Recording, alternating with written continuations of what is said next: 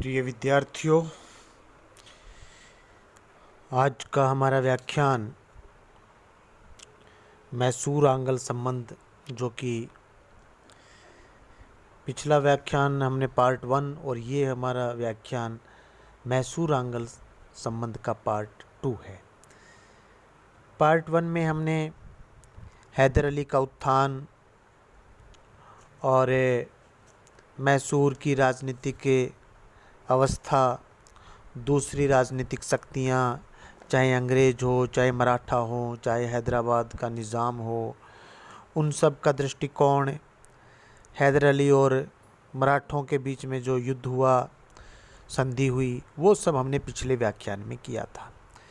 आज हम हैदर अली और अंग्रेज़ों के बीच में जो संबंध और जो तकरार जो प्रारंभ हुई, उसकी चर्चा करेंगे। अंग्रेज दक्षिण में निज़ाम, मराठा और हैदर, इन तीनों शक्तियों को अलग अलग रखना चाहते थे, क्योंकि उन्हें डर था कि यदि ये तीनों शक्तियां संयुक्त हो गई तो दक्षिण में अंग्रेज़ों के अस्तित्व के लिए खतरा उत्पन्न हो जाएगा। संयोग से परिस्थितियां अंग्रेज़ों के अनुकूल ही होती चली गई। दक्षिण की ये तीनों भारतीय शक्तियां विदेशी शक्ति के आगामी जो उसके कार्यक्रम या आगामी जो आक्रमण है, उसका आभास न करते हुए परस्पर संघर्षरत रही, और ये तीनों शक्तियां ही अपने पक्ष में एक दूसरे के विरुद्ध अंग्रेज़ों की शक्ति या अंग्रेज़ों का समर्थन पाने का प्रयास करती रही। इस प्रकार अंग्रेज अपनी कूटनीति में सफल हुए, परंतु हैदर अली के नेतृत्व में मैसूर का राज्य जो ही विस्तार होने लगा, मैसूर राज्य का जो ही हैदर अली ने विस्तार करना प्रारंभ किया, इससे अंग्रेज अलर्ट हो गए, और इससे पहले कि हैदर अली उनके लिए कोई संकट उत्पन्न करे, उन्होंने उसके दमन के प्रयास प्रारंभ कर दिए। और इस प्रयास के परिणाम स्वरूप हुआ प्रथम मैसूर आंगल युद्ध। मद्रास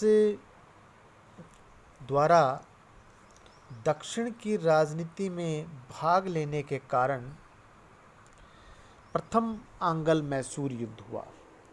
मद्रास का मतलब मद्रास रेजिडेंसी से है, अंग्रेज़ों से है। अंग्रेज़ों ने दक्षिण में हैदराबाद तथा कर्नाटक राज्य पर अपना पूरा प्रभुत्व जमा लिया था, परंतु उनका विरोध करने के लिए दक्षिण में हैदर अली नाम की एक नई शक्ति का उदय हो रहा था, जिसने मैसूर के छोटे से राज्य को विशाल राज्य का रूप देकर अंग्रेज़ों को आतंकित कर दिया। इसका परिणाम यह हुआ कि मैसूर और आंगल यानी कि हैदर अली और अंग्रेज़ आमने सामने आ गए। तो हैदर अली और अंग्रेज़ों के बीच में जो प्रथम मैसूर आंगल युद्ध हुआ, उसके हम कारणों की चर्चा करें तो पहला कारण कि जो हैदर अली है, हैदर अली की कर्नाटक के नवाब मोहम्मद अली से, जो कि अंग्रेज़ों के संरक्षण तथा नियंत्रण में था, उससे शत्रुता थी, और शत्रुता भी घोर शत्रुता थी हैदर अली की और मोहम्मद अली की। मैसूर तथा कर्नाटक के बीच सीमावर्ती प्रदेशों को लेकर दोनों शक्तियों में तनाव बना हुआ था। हैदर अली ने मोहम्मद अली के भाई महमूद खां को अपनी ओर मिला लिया और उसे अपने यहाँ शरण भी दे दी थी। इसी प्रकार हैदर ने चांदा साहब के पुत्र रज़ा साहब की भी सहायता की थी। अंग्रेज़ इन दोनों घटनाओं के कारण हैदर अली से नाराज़ थे। उन्होंने वेल्लोर में अपनी सेना तैनात कर दी। इससे हैदर अली बिगड़ गया। तो पहला कारण तो यह था। दूसरा कारण हैदर अली ने मालाबार के नायक सामंतों को, जो कि अंग्रेज़ों के बड़े अच्छे मित्र थे, को पराजित कर उन पर पहले ही अधिकार कर लिया था। इससे भी अंग्रेज़ हैदर अली से रुष्ट थे। तीसरा कारण, हैदर अली तथा फ्रांसीसियों के बीच संबंध आरंभ से ही अच्छे थे। फ्रांसीसी अंग्रेज़ों के शत्रु थे, उधर हैदर अली के उससे संबंध अच्छे थे। शासन के प्रथम भाग में उसे फ्रांसीसियों से बहुत सहायता मिली। सप्तवर्षीय युद्ध जो 1756 से 1763 तक चला, उस युद्ध में हैदर अली ने भी फ्रांसीसियों को सैनिक सहायता दी थी। इस बात से भी अंग्रेज नाराज थे। चौथा कारण जो बनता है, हैदर अली को अंग्रेज़ों की शक्ति पर विश्वास था। इसी कारण उसने परस्पर क्षेत्रीय महत्वाकांक्षाओं के लिए अंग्रेज़ों से मित्रता का प्रयास किया। 1766 में उसने मद्रास सरकार यानी कि अंग्रेजी सरकार के पास संधि का प्रस्ताव भी भेजा था, परंतु अंग्रेज़ों को हैदर अली पर भरोसा नहीं था। अतः उन्होंने हैदर अली के इस प्रस्ताव को ठुकरा दिया। वास्तव में हैदर अली की बढ़ती हुई शक्ति ही अंग्रेज़ों की चिंता का और संघर्ष का कारण बनी। अगला कारण, इस समय हैदर अली हैदराबाद के निज़ाम से भी संबंध स्थापित कर रहा था। तो अंग्रेज़ों को यह शक हुआ कि वे दोनों कर्नाटक पर आक्रमण करने का षड्यंत्र रच रहे हैं। अंग्रेज़ों ने शीघ्र ही निज़ाम के साथ 12 नवंबर 1766 में एक संधि कर ली। 1766 में संधि कर ली।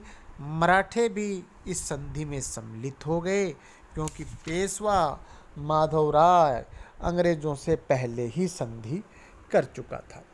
पेशवा जो माधवराव है वो भी इसमें आ गया, और ये हैदर अली के खिलाफ ऐसे कहिए कि तीन शक्तियों का एक गुट बन गया।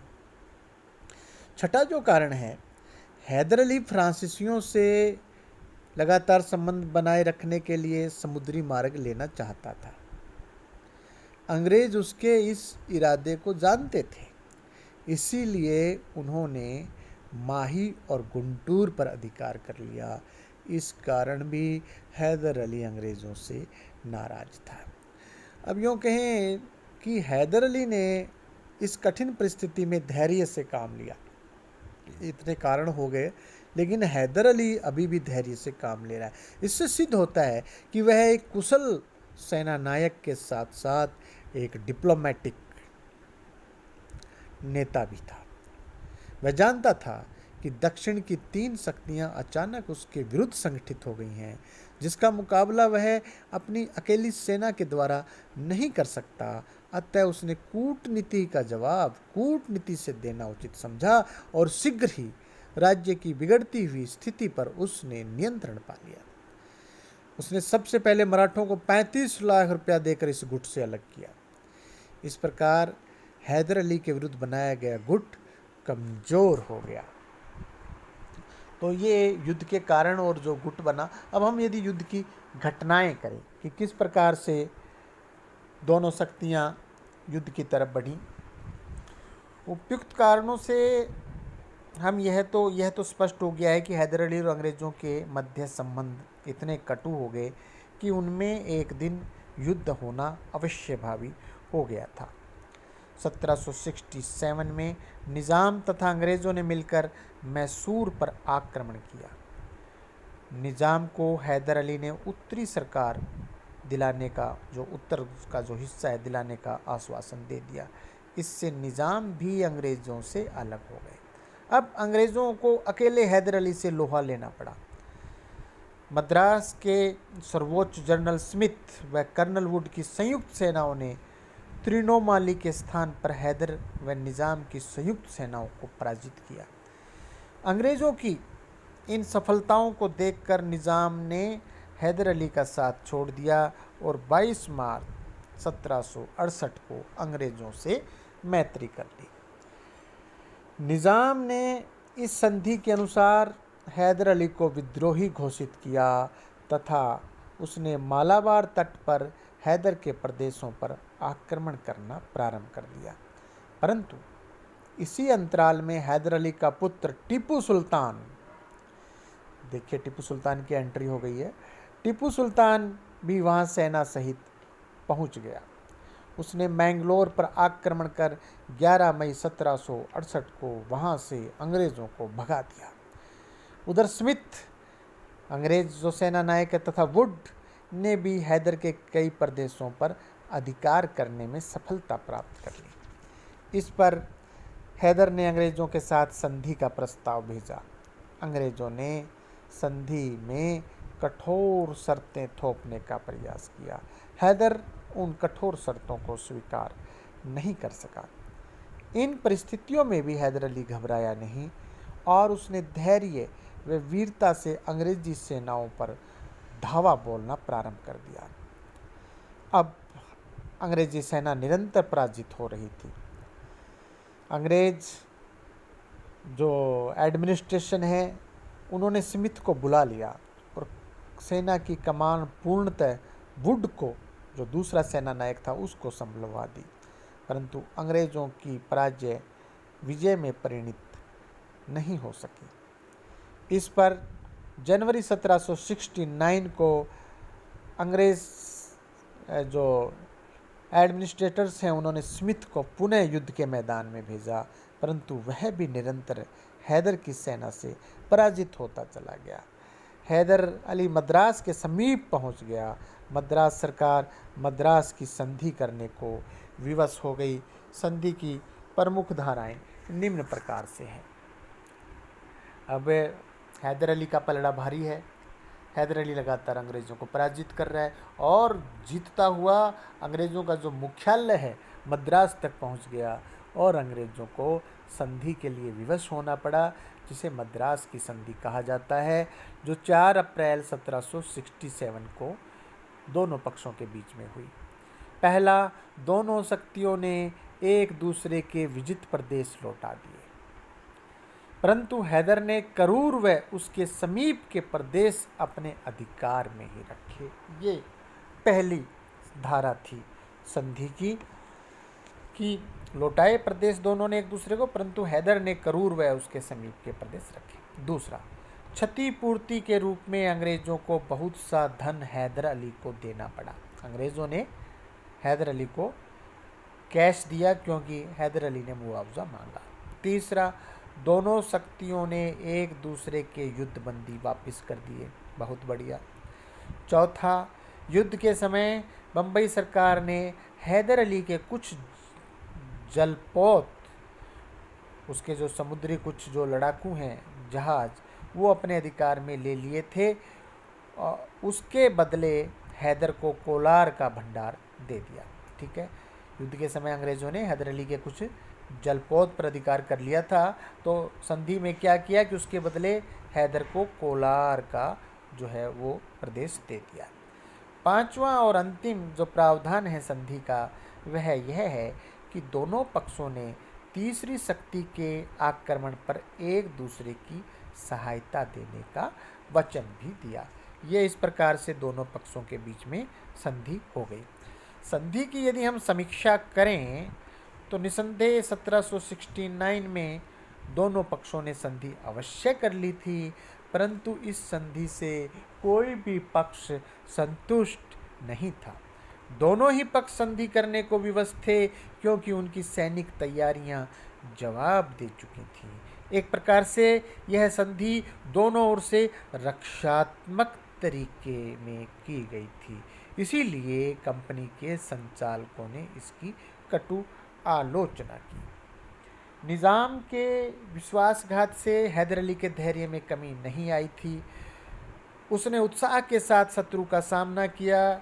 बम्बई की सेनाओं को रौंद कर उसने मैंगलोर छीन लिया। इसके उपरांत 1769 में वह मद्रास पर अकस्मात टूट पड़ा। वह अंग्रेज को चारों तरफ से उसने घेर लिया। हैदर की सफलता से कंपनी सरकार भयभीत हो गई थी और घबराकर हैदर अली के साथ मद्रास की संधि कर ली। इस संधि के साथ ही जो पहला जो युद्ध हुआ हैदर अली और अंग्रेज़ों के बीच में, जिसको प्रथम आंगल मैसूर या मैसूर आंगल युद्ध कहा जाता है, वह युद्ध समाप्त हो गया। और पुनः मैं दोहरा रहा हूँ कि यह संधि दोनों पक्षों की एक प्रकार से विवशता थी। कोई भी पक्ष संधि से संतुष्ट नहीं था और कोई भी पक्ष एक दूसरे पर विश्वास नहीं कर रहा था। इस प्रकार से ये प्रथम आंगल युद्ध इस संधि के साथ समाप्त हुआ। धन्यवाद।